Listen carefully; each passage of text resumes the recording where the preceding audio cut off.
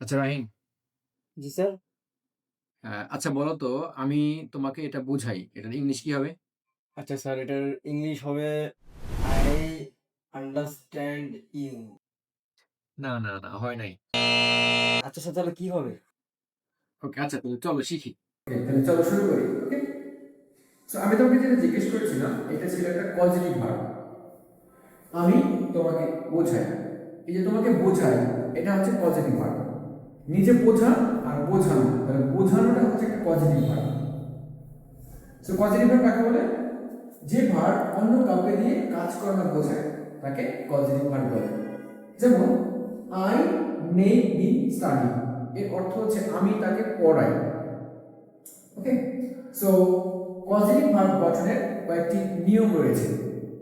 আমরা positive verb গঠন করতে পারি মে, গেট, হ্যাভ এবং লেট দিয়ে। ওকে, সো কিভাবে গঠন হবে?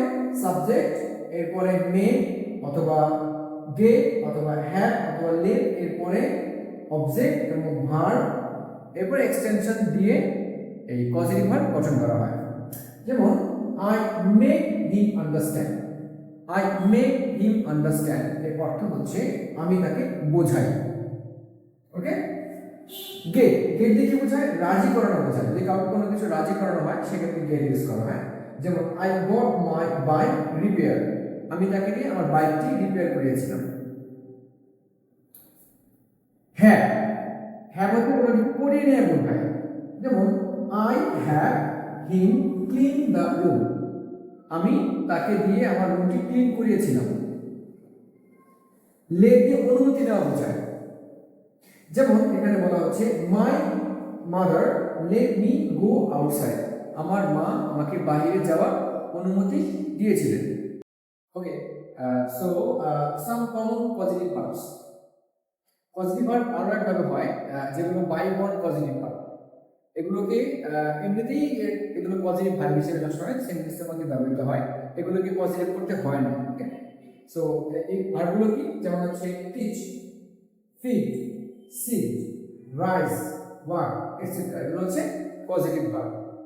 সো ফর এক্সাম্পল আমরা যদি বলি দুইভাবে আমরা সেন্টেন্সকে দেখতে পারি এক্সাম্পল হিসেবে, general verbs and positive verbs. যেমন আমি শিখি, এটার ইংলিশ হচ্ছে আই লার্ন।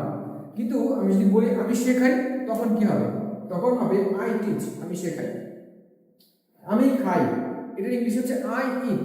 বা আমি খাওয়াই, এটার ইংলিশ হচ্ছে আই ফিড। সে বসে, এটার ইংলিশ হচ্ছে হি সিটস। বাট যখন বলবে সে আমাকে বসায় বা সে বসায়, তখন ইংলিশ হবে হি সিটস মি। তার মানে হচ্ছে পজিটিভ ভার্ব কিছু আছে গঠন করতে হয়, আর কিছু আছে এমনিতেই সেগুলো পজিটিভ ভার্ব। এবার বুঝতে পারছো? হ্যাঁ, জি স্যার, বুঝতে পারছি। আচ্ছা তাহলে বলো তো আমি তোমাকে এটা বোঝাই। এটার ইংলিশ কি হবে? জি স্যার, এটা তো আমি পারবো। এটা হলো I make you understand it. Okay good. তাহলে এবার বলো তো আমি তাকে খাওয়াই। এটার ইংলিশ কি হবে?